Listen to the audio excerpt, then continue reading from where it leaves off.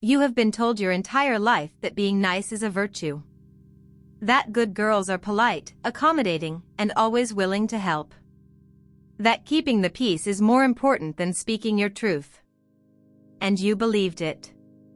You built your entire identity around being the easy one, the one who never causes problems, the one everyone can count on to say yes. But here is what nobody told you. Being too nice is not kindness. It is self-abandonment with a smile. And it is costing you everything. It is costing you the respect of the people around you, the romantic partners who should value you, the career opportunities that go to the woman who speaks up, and most importantly, it is costing you the relationship you have with yourself.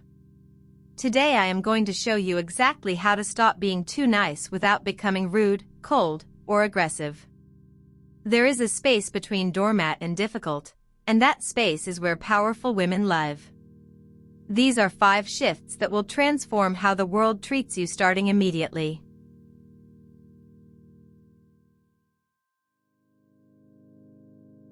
Shift number 1. Stop apologizing for existing. If you are a chronically nice woman, pay attention to how many times you say sorry in a single day. I am sorry, could I ask a question? Sorry, I think there might be an error here. Sorry to bother you. Sorry, that is just my opinion. You are apologizing for taking up space, for having needs, for existing as a person with thoughts and requests. And every single time you do it, you are sending a message to the people around you and to your own subconscious that your presence is an inconvenience. Research from the University of Waterloo found that women apologize significantly more frequently than men, not because they make more mistakes, but because they have a lower threshold for what they consider offensive or intrusive.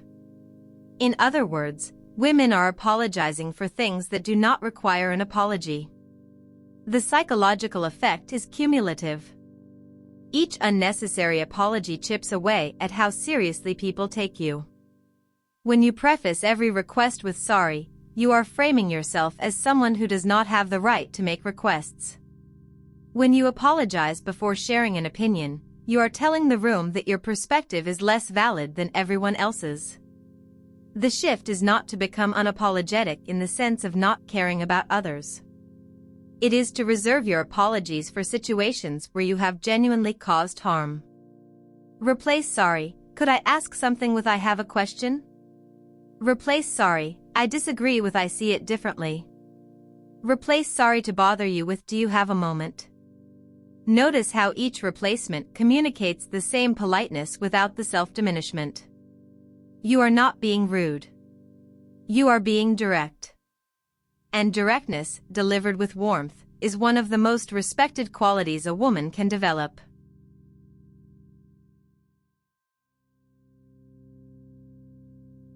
Shift number 2. Let people sit with their disappointment. This is the hardest shift for nice women because your nervous system has been trained to treat someone else's disappointment as an emergency. Someone asks you for a favor you do not want to do. You feel the pressure in your chest. You see the expectation in their eyes. And before you even make a conscious decision, your mouth says yes because the discomfort of their potential disappointment feels unbearable. But here is the truth that will change your life. Other people's disappointment is not your responsibility. Read that again.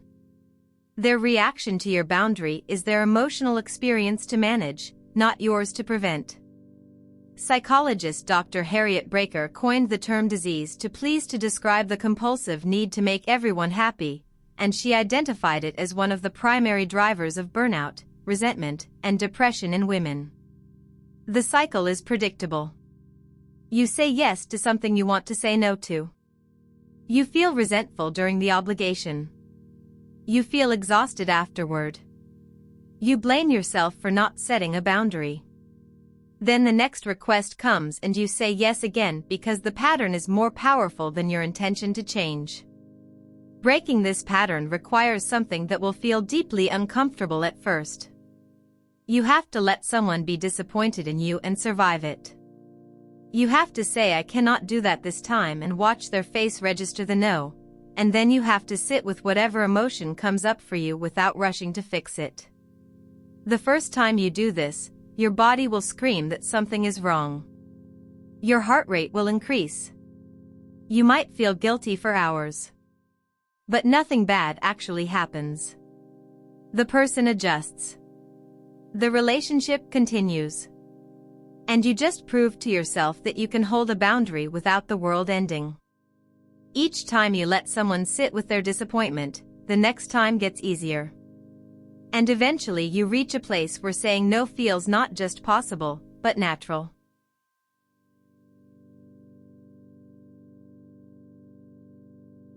Shift number 3. Stop over-explaining your decisions. Nice women over-explain everything. They do it because they believe that if they provide enough reasons, the other person will understand and grant them permission to have a boundary.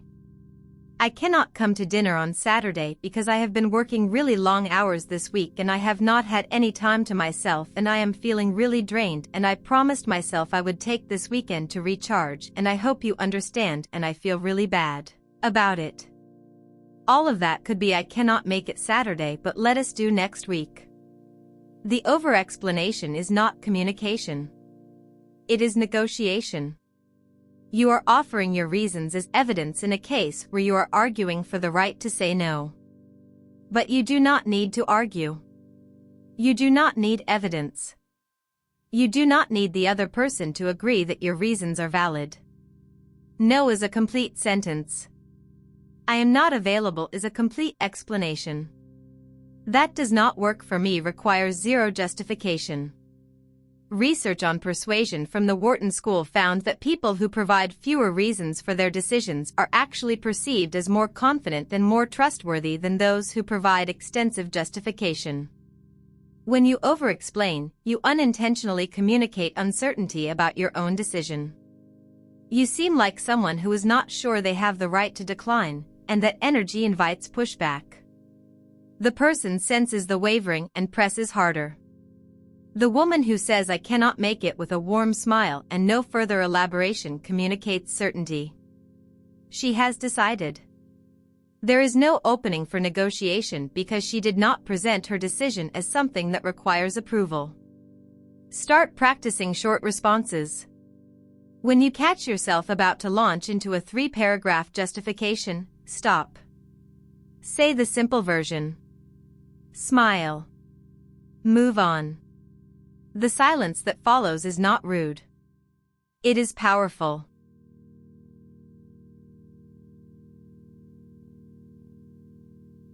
Shift number 4.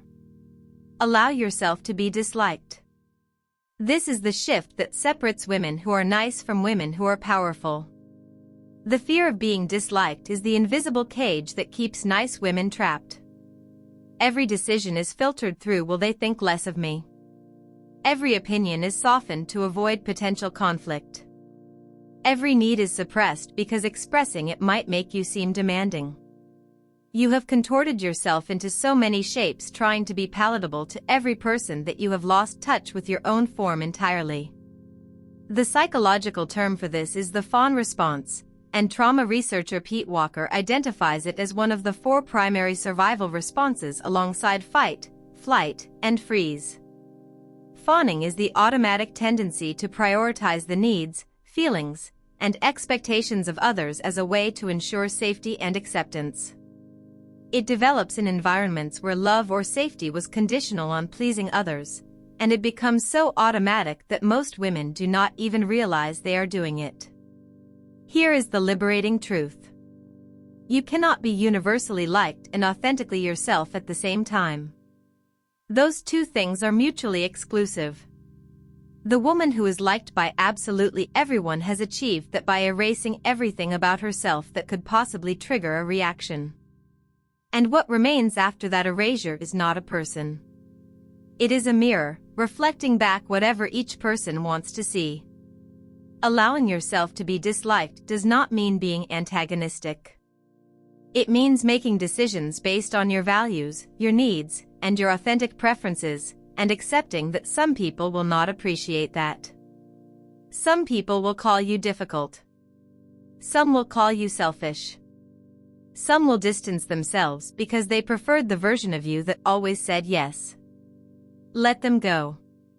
The people who stay, who respect you more when you show up as yourself, those are the people who are capable of loving the real you rather than the performance.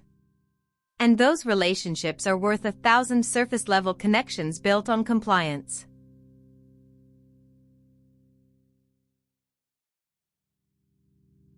Shift number 5. Use your voice before resentment uses it for you. Here is a pattern that every chronically nice woman knows intimately. Someone crosses a line. You notice it. You feel the discomfort. But instead of saying something in the moment, you swallow it. You tell yourself it is not a big deal, they probably did not mean it, I do not want to cause drama. And it works. The moment passes. But the feeling does not pass. It gets stored.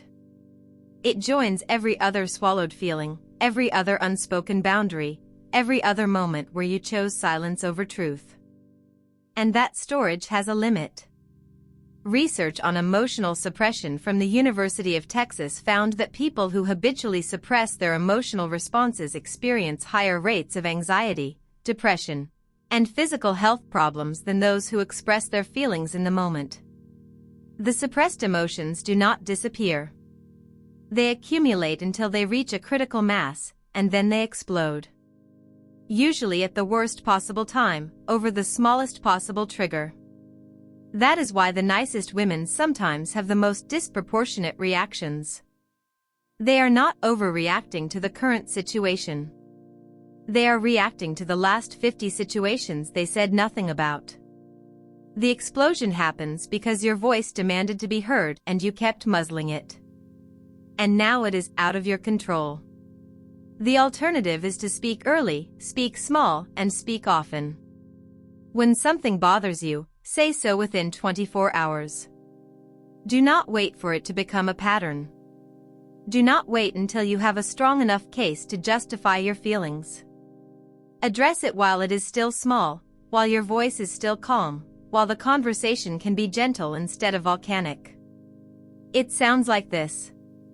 When you said that earlier, it did not sit well with me. Or, I want to mention something small before it becomes something big. Or, I noticed I felt uncomfortable when that happened, and I want to talk about it. These are not confrontations. They are conversations. And the woman who has small, honest conversations regularly never has to have the devastating blow-up that comes from months of silence. Your voice is not a weapon. It is a tool.